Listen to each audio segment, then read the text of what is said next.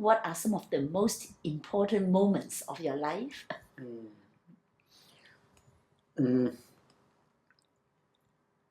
I was born in a small town in Tanzania, which was the center of production of sisal, because we had big plantations. This is during colonial time, producing sisal. And my father used to work in a sisal estate as what is known as a field assistant. So I grew up in that atmosphere. And I also came from a relatively poor family. So my father was trying to make ends meet. But fortunately, I was able to go through the educational system. And I did science in my high school, in physics, chemistry, applied mathematics, and pure mathematics. But when I went to the university, I decided to take law. So in 1967, I went to the university, and this was a time of great debates at the university about socialism. But not also at the university, but internationally. You remember, this was a period of great upsurge. We had the civil rights movement in the United States. We had the anti-Vietnam War demonstrations all over Europe. And generally, there's a lot of discussion about Marxism and so on. We had, for example, the student revolt in France, okay? And we also had the Cultural Revolution in China, okay? And many of the national liberation movements in Southern Africa were based in Dar es Salaam. So we had a great interaction, and we invited many people to come and talk at the university. And we students formed a group called University Students African Revolutionary Front, okay? And we had our own magazine called Cheche in Kiswahili, which is the translation of the spark, Iskara, Lenin's Iskara. So this was a time of great debates. And that is where actually I picked up Marxism and began to apply. And this is when, as a student, I wrote a long essay called Tanzania, the Silent Class Struggle, in which I argued that nationalization, which we had carried out in Tanzania, does not necessarily mean socialization and does not necessarily mean socialism. Because socialism depends on what is the character of the state, what is the character of the class which is leading. The socialism cannot be built by the good intentions of one person. And later on, I argued further in my book called The Class Struggles in Tanzania, which was published by Monthly Review, Heinemann, and Tanzania Publishing House, where I argued that actually what was going on in Tanzania was that under nationalization, we were laying ground for a new class called bureaucratic bourgeoisie. So this sort of sparked a lot of debate. And this is a period which is very well known because my university became very famous in the continent and even outside because of the great debates that were going on. So this is my background in which I've been brought up. So you studied law? Yes. I studied law, but I always looked at law very critically. And so my training was as a lawyer. But I came to political economy and Marxism by choice as part of the struggle. Yeah. So there was also a time of possibilities for upward mobility in the sense that poor children could also get education and could also become professionals. Yes, during Nyerere's time, the education was free. So for example, my whole education has been free. I have not paid for it.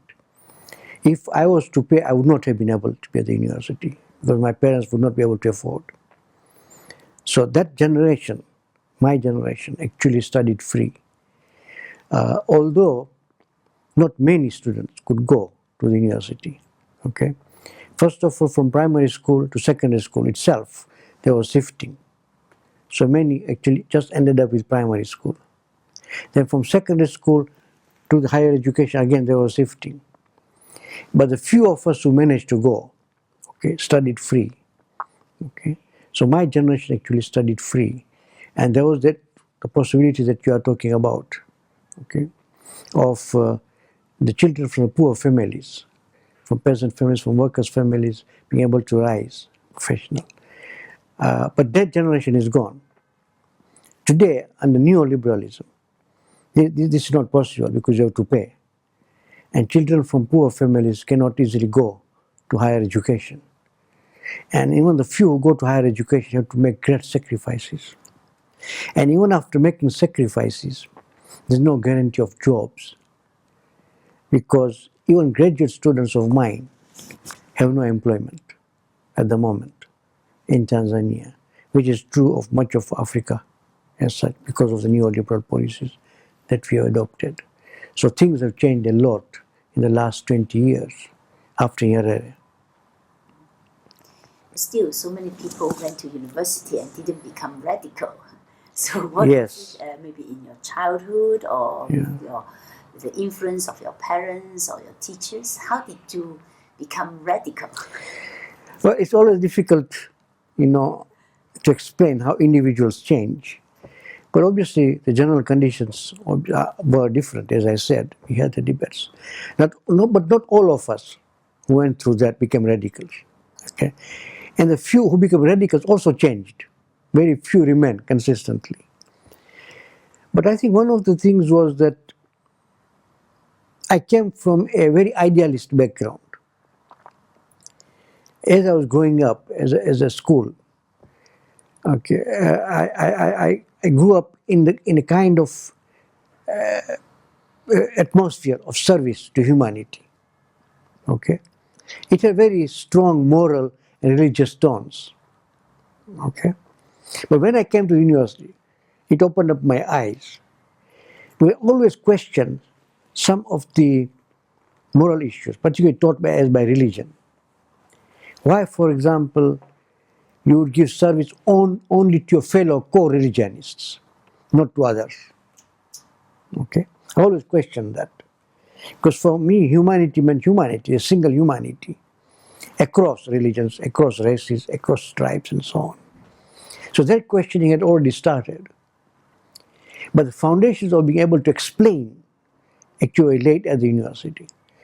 And because of the Arusha Declaration, because of socialism, as I said, it opened up the debates.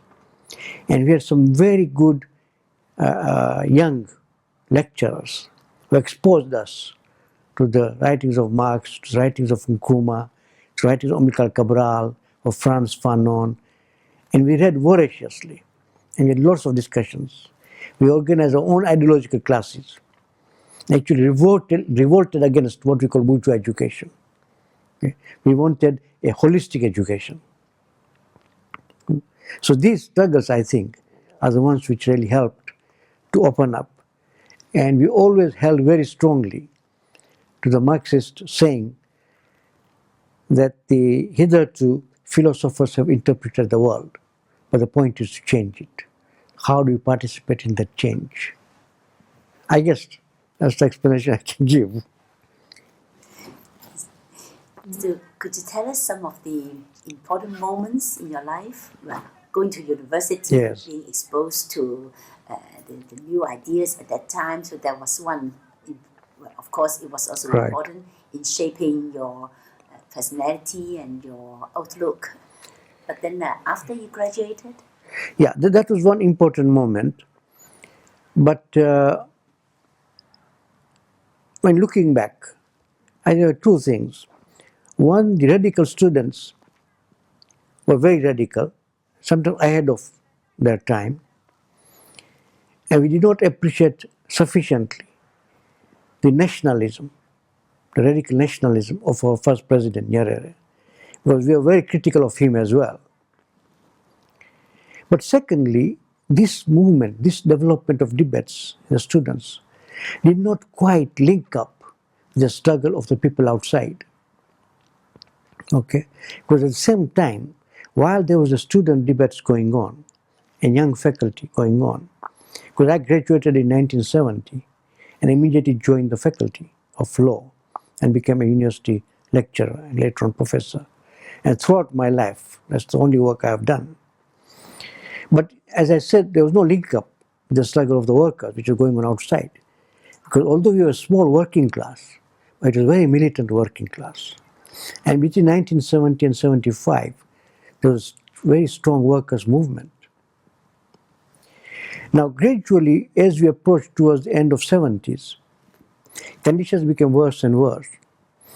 And that opened up, that open space of discussion at the university also began to narrow down, because the government came out harshly against the students for obvious reasons, because now we are approaching a system of crisis.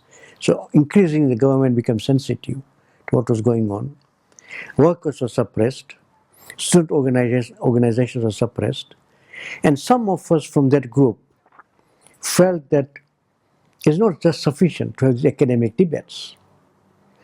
These ideas can make a difference only if we link up with the real struggles of the people. But how do we do it? Because we had a one-party system. Okay, we didn't have student organizations; they were all suppressed. We didn't have free trade unions. Okay, so how do you make an intervention?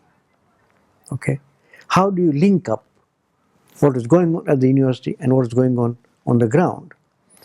And that is when some of us decided to be part of a scheme of what is known as legal aid, which we had in the Faculty of Law. Okay, so I got very involved for the next 10 years in the legal aid program, where we would give free services to those who cannot afford. So we took up cases, because I became an advocate, and we took up cases of the workers, okay, who have been legally redundant. We took up cases of women and children. We took up cases of peasants whose land had been taken away. Okay. And this 10 years of my legal aid work really helped me to really build up a strong link with the workers.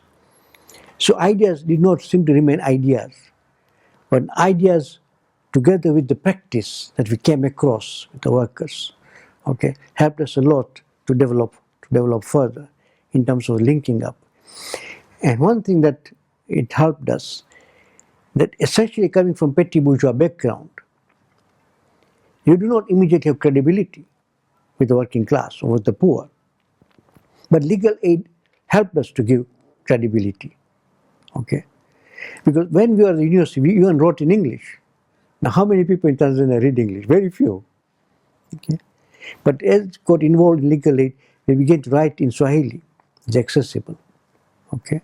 So that was a very important moment, the way I see it. The 10 years of legal aid that I did. And then in 1985, after 5 years of very critical period in Tanzania, Nyerere resigned. We call him Mwalimu. And the neoliberal policies of the Western countries began to now take root, because the presidents who came after him, okay, adopted the IMF program, structured adjustment programs, which further alienated the people and made them even poorer. So a legal aid program again helped us in this. And it so happens that towards the end of the 80s, in the 1990, under the second president, the World Bank was pushing for lots of changes. And one of the things that they were pushing for was a reforming of the land tenure system. In other words, to privatize land. Throughout, Nyerere refused to privatize land, because in Tanzania, the vast majority are still peasants, small peasants in the countryside, in the villages. The pastoral and the peasant communities depend on land. So he refused to privatize land. But with this whole structured adjustment program, the World Bank was also pushing for privatization of land. So the president of the time, the second president, appointed a land commission. And for reasons which I have not quite been able to explain, I was appointed chairperson of that commission. This was a government commission. It was a presidential commission. Okay? And that was an important moment in my life, because as a chairperson of the land commission, I was able to visit virtually the whole country. okay, and talk to the people. And as a result of what we got from the people, we made recommendations which have been published, 2 volumes, of changing the land tenure system. And what we proposed was a land tenure system which will give security to a small producer. Because we argued that the path of development lies in the small producer. Okay? And this is what we should adopt. Therefore, the land tenure system that we recommended was first to democratize the land tenure system, two, to be controlled by the producers themselves, not by the state. Because at the moment, the allocation of land is controlled by the state. Because all land is vested in the president. And we recommended that that should not be the case. Land should be vested in the village assembly, which is a body of all the peasants at the village level. So that was an important moment in my life. So first, the university debates. Second, the legal aid work, which sort of helped me to link up with workers. And 3, the land commission, which helped me to link up with peasants and with the countryside. Because as I said, we visited the whole country. After our report, of course, the government did not accept all our recommendations. But the report had become so popular, and what we had recommended, and people knew, because we had talked with people, that the government could not say openly it is not accepting our recommendations.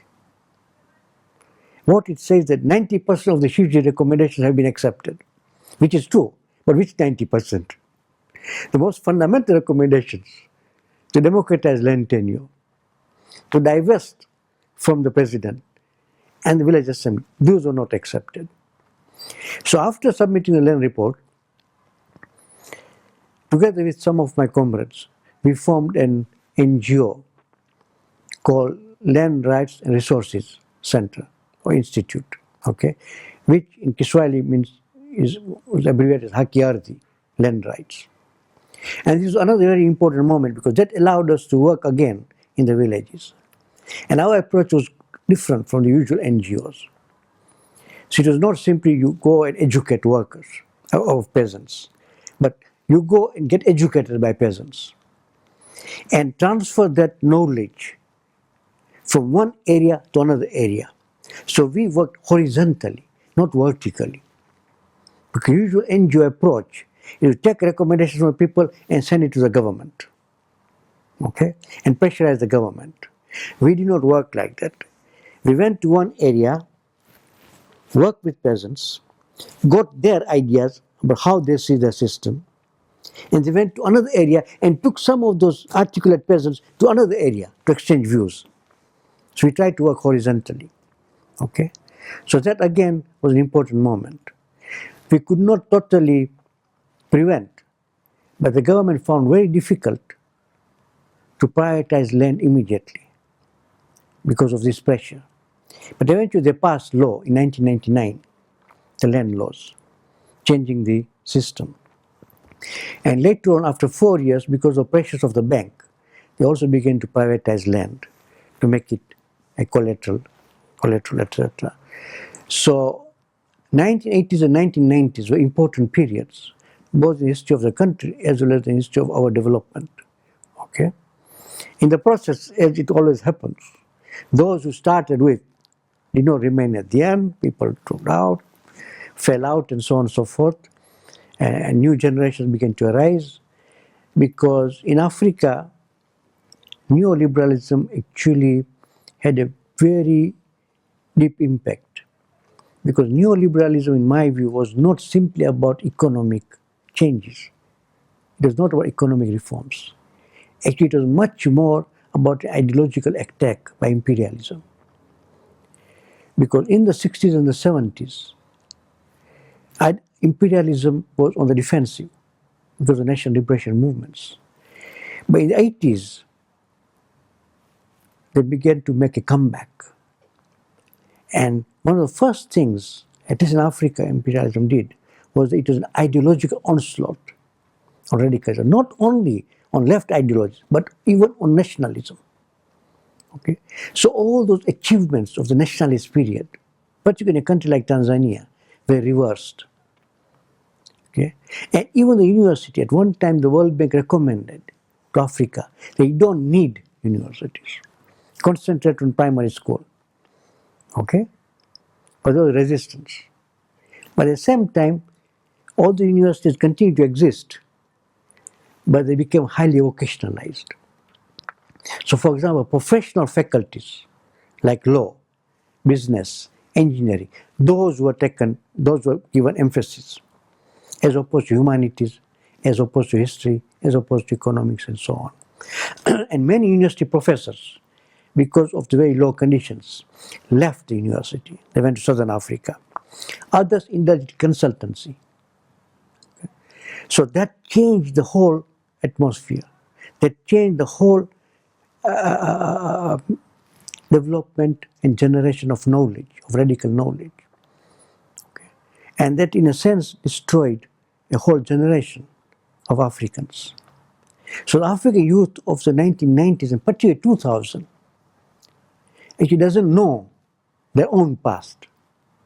They've absorbed and internalized the neoliberal ideologies, the ideologies of the so-called middle class, the aspirations to rise, and so on. So today, a few of us who still maintain our left ideas find ourselves to try to restart the process, so to speak, in new conditions. Okay, and that is where we are at. You said the World Bank recommended that maybe Africa doesn't need universities. That's right. When was that?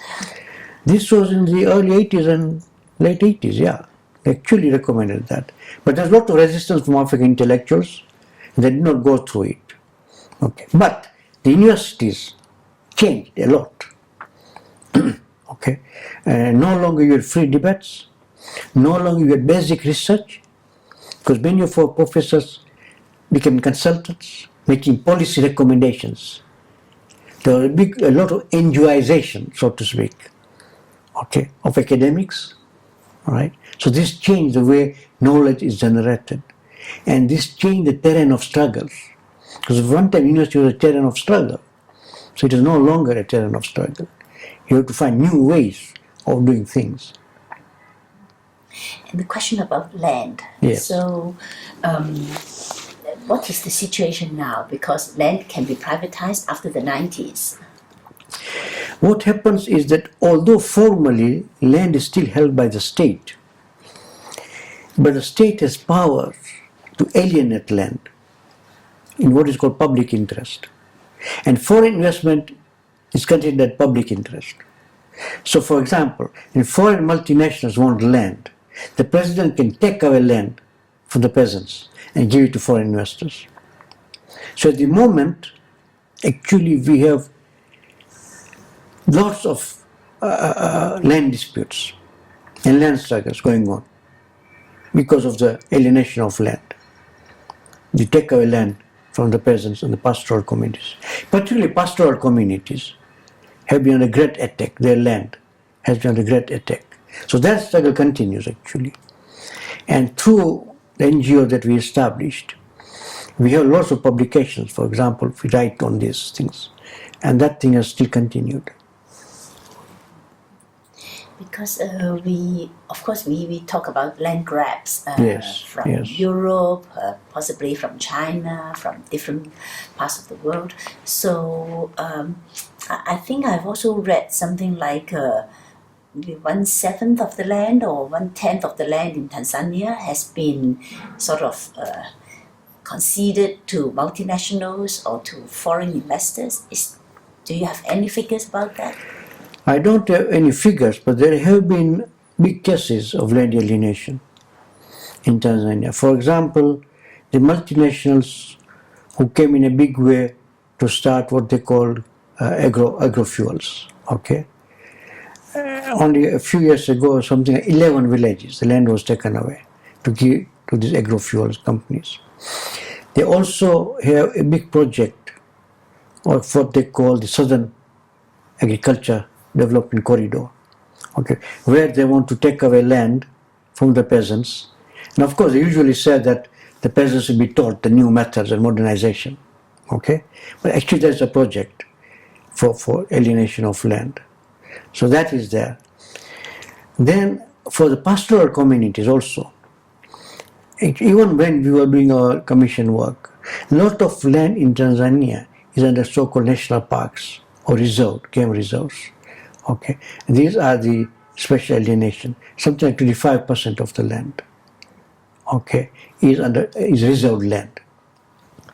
And as I said, the trend for the land to be taken away has continued. And this debate is now just beginning to make a comeback about what we mean by land grabs and what does it mean in terms of this particular phase of capitalism, the neoliberal phase of capitalism. What does it mean? And some of us have been developing the analysis that in this phase of capitalism, what we are finding is that new forms of primitive accumulation are becoming dominant now. And one of them is the grabbing of natural resources in Africa. Okay?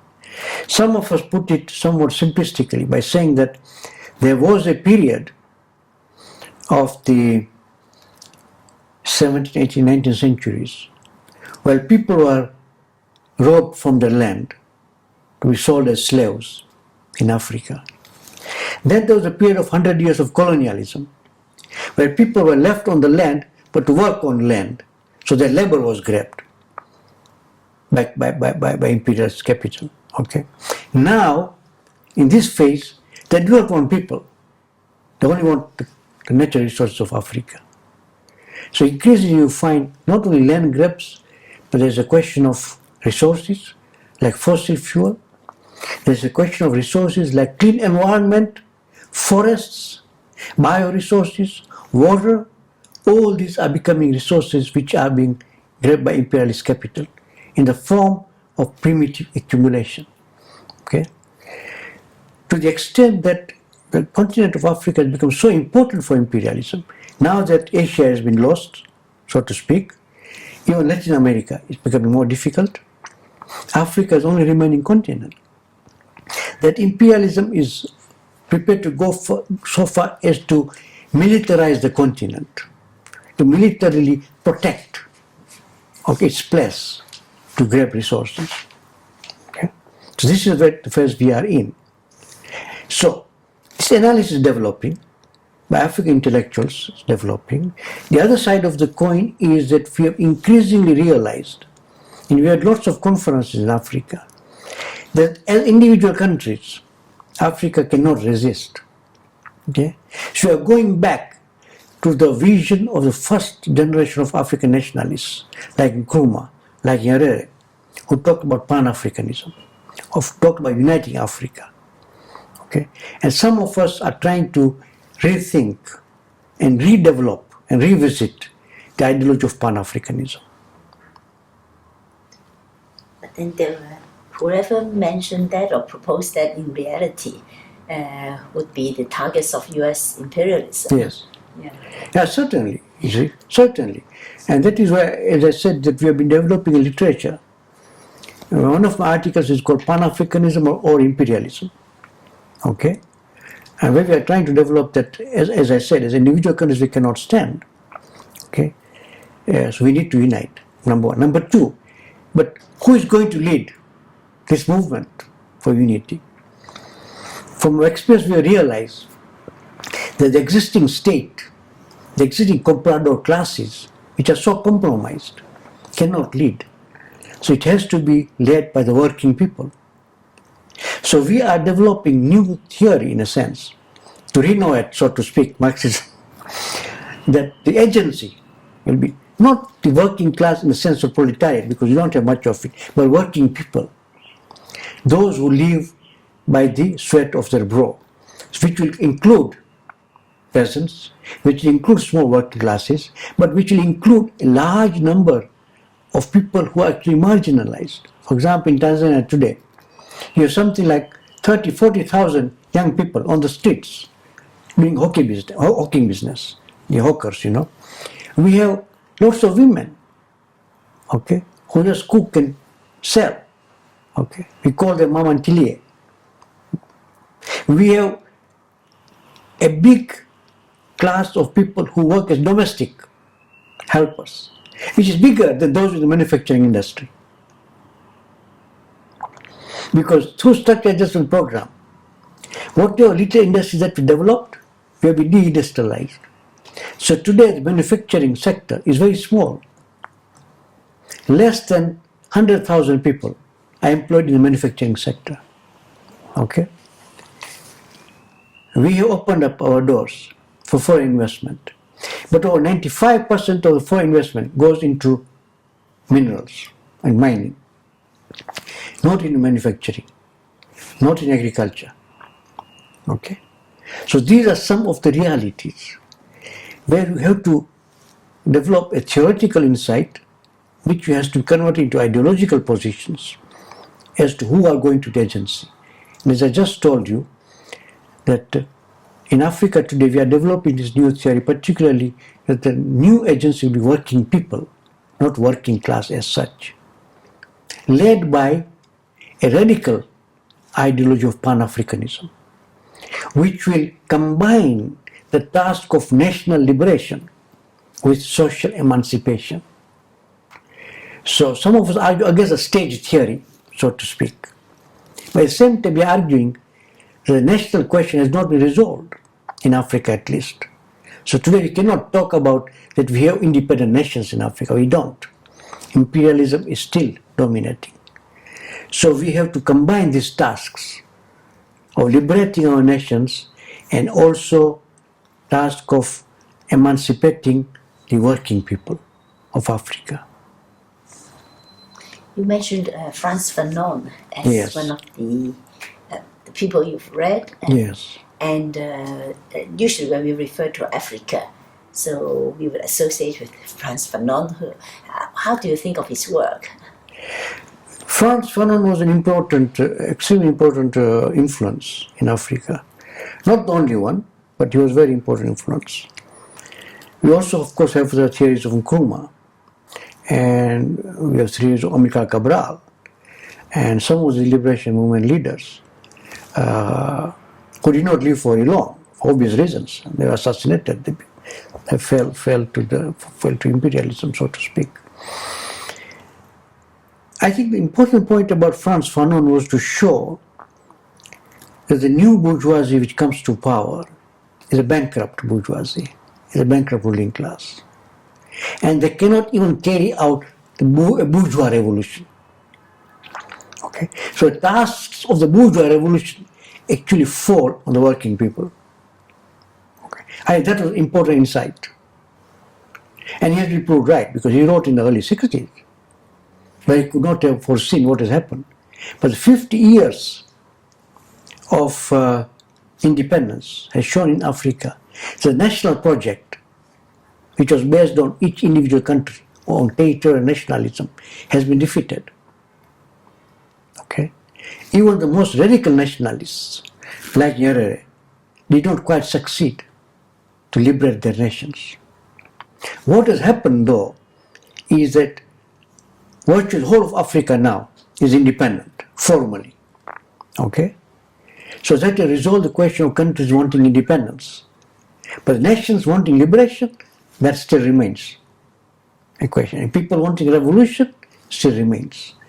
So, as I just said, the thinking among African intellectuals, not all, okay, but particularly left and radical intellectuals, the thinking is to combine these two tasks of national liberation and revolution, okay, under a new ideology, under new forms of organization. Because one of the things that came to Africa through neoliberalism was the multi-party system. Okay, multi-parties in Africa have existed for the last 2 or 3 decades, but they are proving to be a non-starter. Okay, it's only becoming a wrangle among the elites, so to speak, for power. But they are not pointing to an alternative path. They open up some space, but they close the space, particularly for the working people. Okay, so they are not an alternative. Now, how do you find organizational alternatives, organizational alternative ideologies? Okay, and that is where we are at actually. And How do you think of Sami's work? Sami's work has been influential. As a student, I remember, as a young lecturer, Sami used to come very often. He was in EDEP at the time. And some of the workshops he held, the literature that was produced, so extremely important, his influence and so on. But of course, Sami works at a much more global level, okay? But to translate those things into concrete analysis and concrete action at more local level, okay, has been done by others, okay? So these questions still remain. But Sami continues to be a great influence. He's a very respected person in Africa, and many of the left have learned a lot from him. And what future do you see for Pan-Africanism? I think I personally am very hopeful, because no revolutionary can live without hope. Otherwise you would not struggle. I'm not saying that this will happen immediately, but the debates are strong. And the kind of debates that took place in the 60s between, for example, Nkrumah and Nyerere, okay, which was a debate of gradual steps towards African unity, and Nkrumah's argument that we must immediately unite. Those debates are coming back. Those debates are coming back. Do you go for regional integration, economic integration, or do you go for political unity first? Okay. And at the moment, if you look at the state-centric arguments, okay, they don't argue against African unity. But there's one thing you can't do in Africa today. I'll explain in a moment why. But their conception of unity is regional integration economically. And then political will come at the end.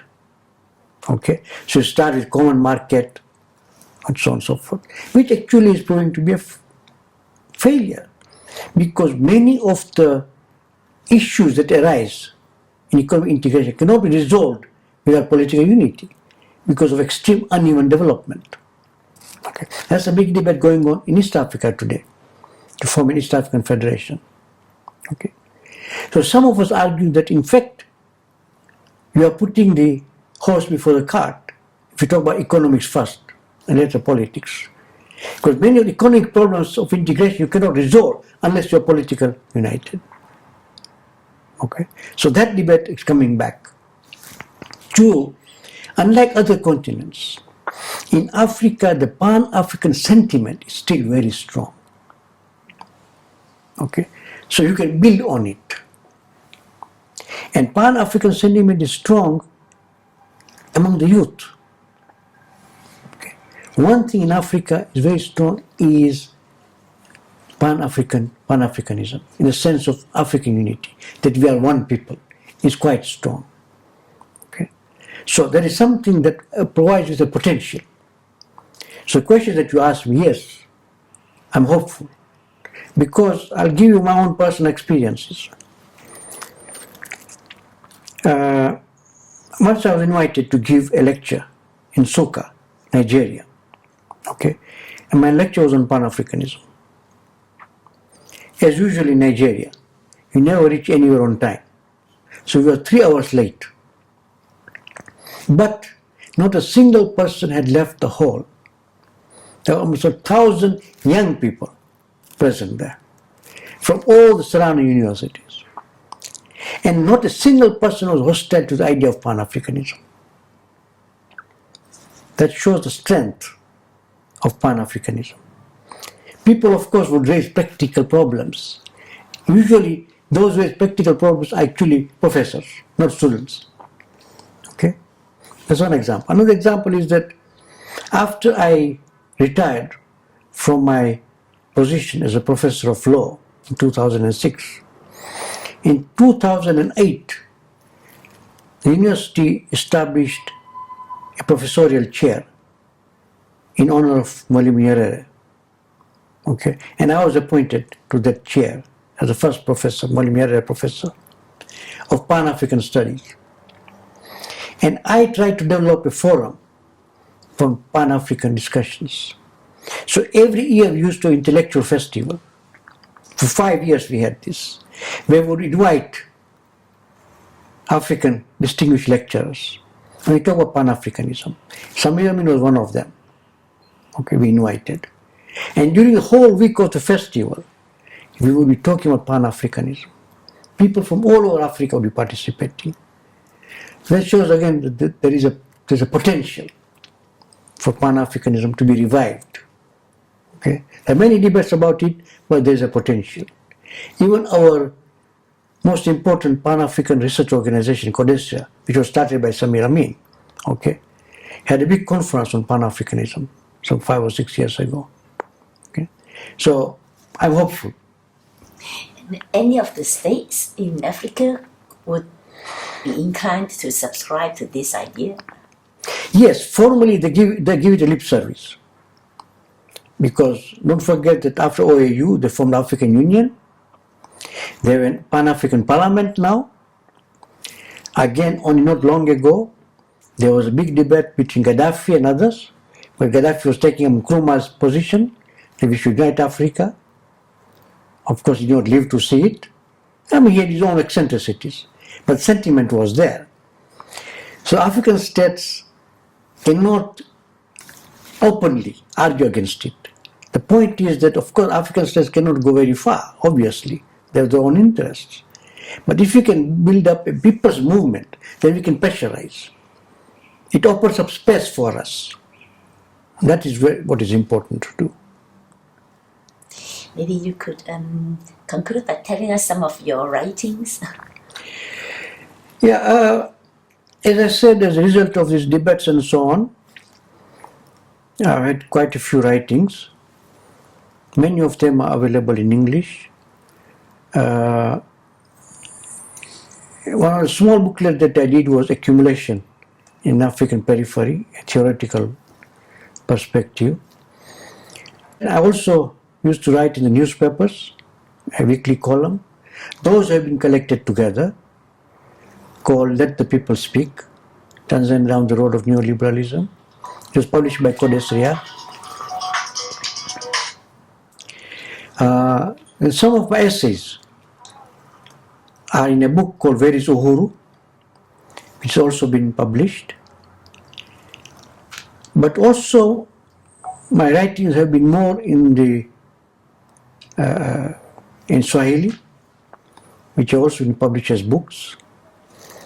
As I said that I was the chair, one Nyerere chair, and we have published all the 5 lectures now in a book called Reimagining Pan-Africanism, which has come out in English.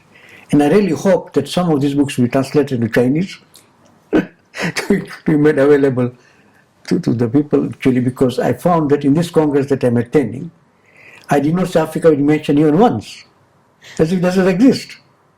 You know, you talk about humankind, but apparently Africa is not part of humankind. It is never even acknowledged. So I hope that, you know, young people particularly will be exposed to some of the writings that come out of Africa. And there have been, African intellectuals have been writing, and they have a view, they have a position, which should really be made more public. And as I said, my writings are both in English and Swahili. So there are some of the writings that I can often remember. And the writings have followed the very struggles that you have been conducting. So there have been reflections on this struggle. Yeah, thank you very much. Thank you. Thank you. We will surely try to do some of the translations. If they're in English, then it's easier for us. Yes. Swahili Yeah, may be a little bit more difficult. Yeah. But I have essays in English, which you can send them to Maybe you. we could start by you sending us those articles, and we already put on the English website. Right. And then we will try to select some and then start translating into Chinese. Yes. I think I'll start off by sending you some of the articles on Pan-Africanism. Yeah. So at least people get introduced to that debate. Yes. Because today when you mention Pan-Africanism, I'm sure if I mention Pan-Africanism in China today, it will not ring a bell. Mention it. yeah, but that's what I'm saying, that if the writings were introduced Yeah. then I think it will be interesting. Just gold and diamond producer in Africa, yes. So mining has become a big issue, yes. Which means that a lot of land is alienated to the prospectors for gold mining. And then because of the mining work, and then the water pollution is very, very Absolutely, seriously absolutely. problem, you know. Big problem of water pollution, because when you pollute rivers, okay, which people are using for agriculture and for drinking, a lot of effects. So this is one of our big problems. And the mining companies do not restore land once they have mined. So it is not impossible to use that land for agriculture purposes now. So that's one of the big issues. And also, I would say, besides mining, the forests, okay, is also becoming another issue. Because the timber companies, okay, cut timber, and Chinese are involved in that. Because they take away timber, so deforestation goes on. But they blame deforestation not on big companies, but on peasants who use wood for purposes of cooking. Okay? So they are blamed because they don't have any other source of energy. Okay? So, same issue. But how actually is the presence of Chinese investments and also European investments?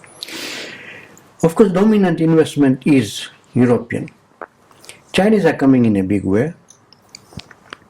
And Chinese are involved in construction, infrastructure construction and so on. Chinese have not come in a big way in terms of manufacturing or agriculture so far. But we have many small Chinese entrepreneurs involved. And I'm afraid to say that that's not going down well with the people. Because people feel that these are the kind of jobs we can do. So why are Chinese taking it away from us? But my own position is that whatever is happening in the world today, with China rising and so on, it creates a possibility for Africa. It creates some space for Africa to put forward its own agenda. Okay? And the big question is, does Africa have an agenda?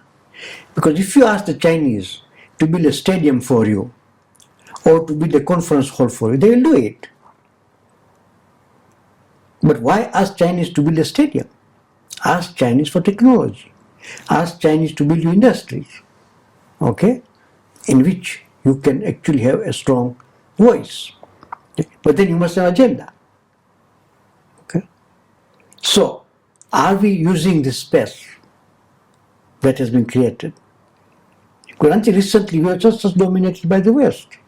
There was no alternative possibility internationally. Now there is a possibility. And you cannot think of the Chinese today the same way as Mao's China.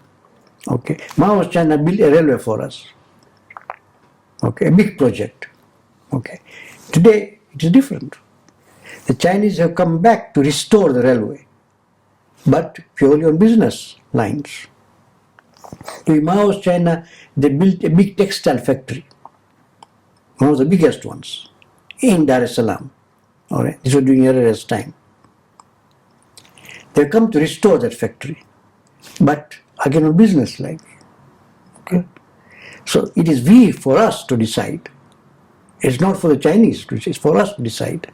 How are you going to use this space? Now everything is for business. Yeah. It's true. And that is why even the vocabulary has changed, the language has changed. And sometimes when I make these arguments, people don't understand. I said, look, the China of that time talked about solidarity. The China of today is talking about cooperation. They don't mean the same thing. It's not solidarity, it's cooperation based on mutual interest. Okay? Those two are different things. Those are two different things. Okay? So It's for us, really.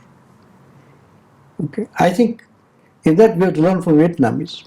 During the Vietnam War, whenever internationally people expressed solidarity with Vietnam, and some of them said, please allow us to come and fight with you. Vietnam said, very much appreciate your saying, but stay in your countries and fight there against imperialism. We will have to do our own fighting. In Africa also, we have to do our own fighting, and we have to do our own thinking. But of course, we welcome solidarity from other people all over the world. Yes, thank you.